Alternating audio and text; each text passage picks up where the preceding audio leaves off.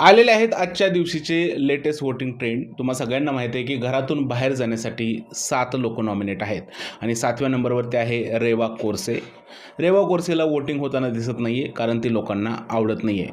Number 6वरती आहे प्रभू शेळके. प्रभू शेळकेचा सुद्धा घरामध्ये काहीच गेम नाही आहे, त्यामुळे त्याला वोट खूप कमी होत आहे. नंबर 5वरती आहेत दीपाली सय्यद. दीपाली सय्यद खूप जास्त अपसेट होत्या नॉमिनेशननंतर आणि लोकही त्यांना पसंत करताना दिसत नाही आहेत आणि त्या नंबर 5वरती आहेत.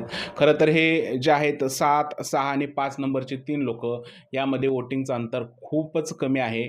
कोणीही कोणाला कधीही क्रॉस करू शकतं. त्यानंतर नंबर 4वरती आहे संकेत पाठक. संकेत पाठककडनं खूप जास्त अपेक्षा आहे. खूपच चांगला गेम खेळतोय.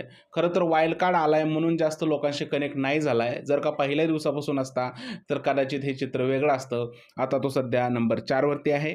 नंबर 3वरती आहे सागर कारंडे. सागर लास्ट आठवड्यामध्ये खूप जास्त रागावला होता.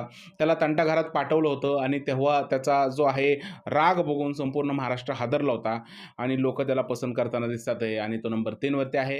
नंबर 2वरती आहे अनुश्री माने. अनुश्री माने आत्तापर्यंत इंडिव्हिज्युअल गेम खेळत इथपर्यंत पोहोचलेले आहे.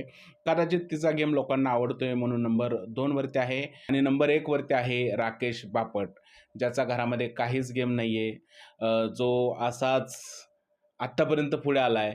टास्क खेळत नाहीये, फक्त झोपून राहतो. राखी नसती तर या माणसाचं काहीच झालं नसतं. हा माणूस सध्या नंबर 1 वरती आहे. कारण लोकं त्याला पसंत करत आहेत. लोकांनी त्याला जास्त वोट केलेलं आहे. तर वोटिंग ट्रेंड याप्रमाणे आहेत. नंबर 1 वरती आहे राकेश बापट, तर शेवटच्या नंबरवरती आहे रेवा कोरसे. आता यामधूनच 1 किंवा 2 इलेक्शन येणाऱ्या भाऊच्या धक्क्यावरती होणार आहेत. तुमचं काय म्हणणं आहे? कोण जाईल घरातून बाहेर? प्लीज मला कमेंटमध्ये सांगा. व्हिडिओ आवडला असेल तर त्याला लाईक करा, शेअर करा, चॅनलला सबस्क्राईब करायला विसरू नका. भेटूया पुढच्या व्हिडिओमध्ये.